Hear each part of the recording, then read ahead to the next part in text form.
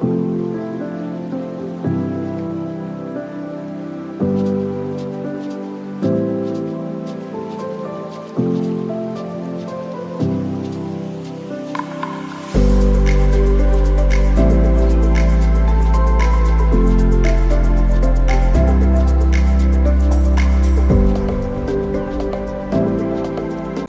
खड़ी की थी? तो आज नहीं खड़ी करेगा वो?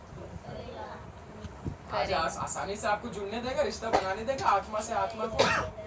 जब वो शुरुआत में रिश्ता किसने तोड़ा? शरीर ने तोड़ दिया। मन भाव किसको लगा था? किसको लगा था? लेकिन भुगता कौन? शरीर के साथ साथ आत्मा भी भुगती। कौन भुगता? आत्मा भी भुगती। तो आज क्या आपको शरीर होने देगा? आम कौन देखा? आम कौन देखा? कल मैं एक चीज सुना, आँख ने। आम को किसने देखा? आँख ने। आँख तो जाके वहाँ जा नहीं सकती थी, गया कौन? पैर। पैर तो उसे तोड़ नहीं सकता, तोड़ा किसने? हाथ। हाथ तो खा नहीं सकता, खाया किसने? मुंह। मुंह तो पचा नहीं सकता, गया किसमें? पेट। अब ये सब होते हुए देख लिया माली ने, जिसका वो रखवाला है, मतलब जिसका वो पेड़ था।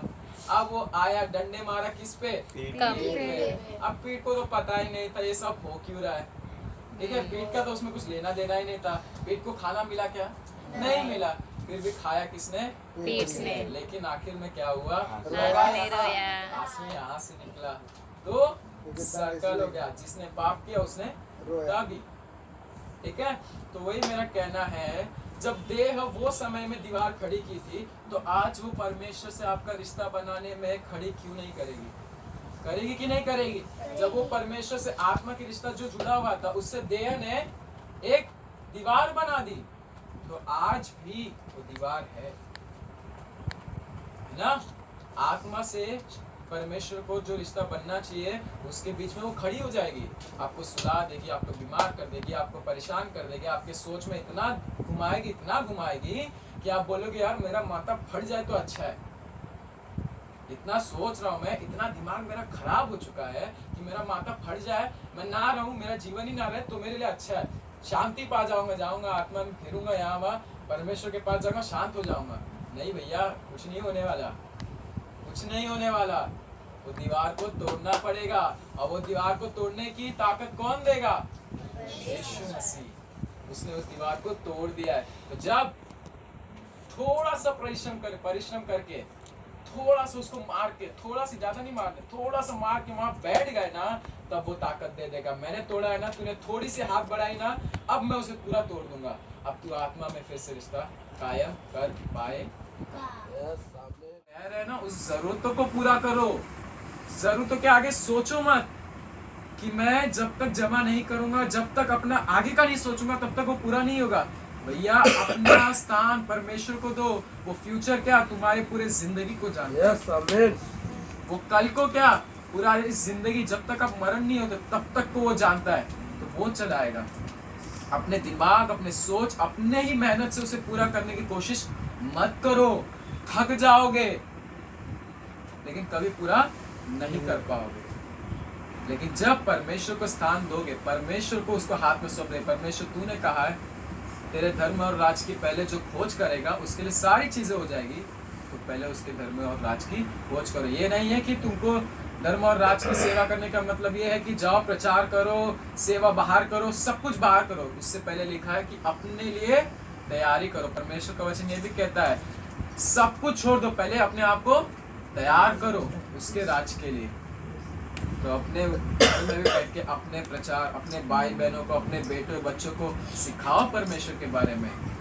प्रार्थना करो, तब सारी चीजें जो परमेश्वर को पहला स्थान दोगे, पहले जब करोगे परमेश्वर को, तो सारी चीजें जो है सही हो जाएगी, सारी जरूरतें पूरी हो जाएंगी। ये मत सोचना कि सिर्फ पैसे से होगी। कल सुरेश प्रमाणी जी बोले ना, सबसे बड़ा धोखा शैतान यही देता है कि पैसा ही सब कुछ है, पैसा है तो सब कुछ है, पैसा नहीं है तो कुछ भी नहीं है। कल बता रहे थे ना, सुने सभी ने, मैंने लिख के रखा वहां पे, पहला धोखा पैसा ही सब कुछ है। सबसे बड़ा धोखा ये है। नहीं भैया, जब परमेश्वर को पहला स्थान दोगे ना, वो सारी चीजें पीछे आएगी, लेकिन आपका मन उसमें नहीं लगेगा।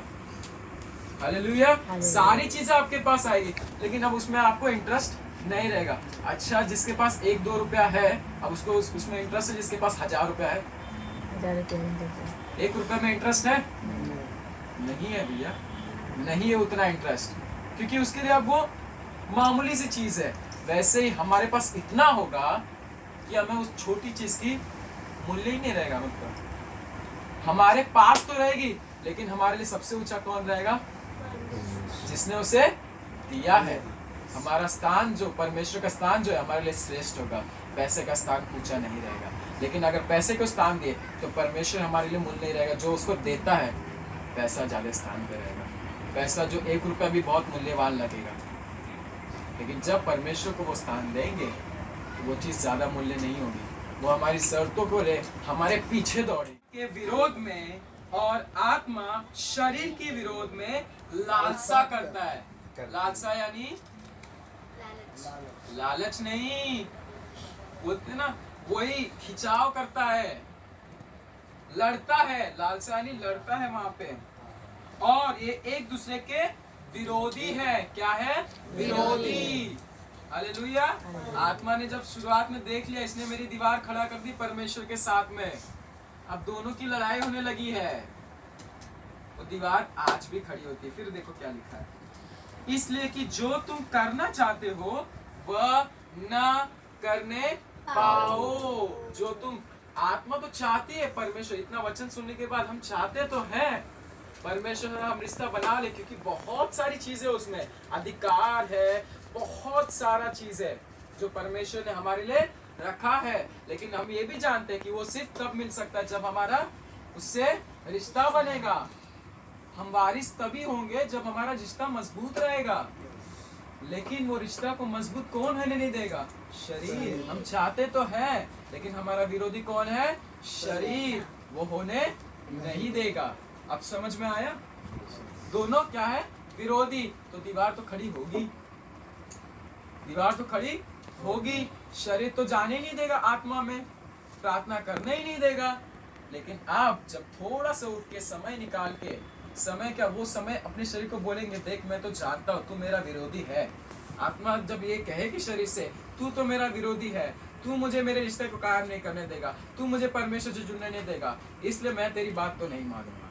जब ये शब्द आपने कह दिया, अब वो समय उठ के अपने स्थान पे बैठ गए, उस कोठरी में बैठ गए, तब आत्मा जो परमेश्वर है, यीशु मसीह, उस शरीर से लड़ेगी। क्या करेगी? लड़ेगी। जब हम स्थान पे बैठ गए तब हमें लड़ने की जरूरत नहीं पड़ेगी। कौन लड़ेगा? यीशु।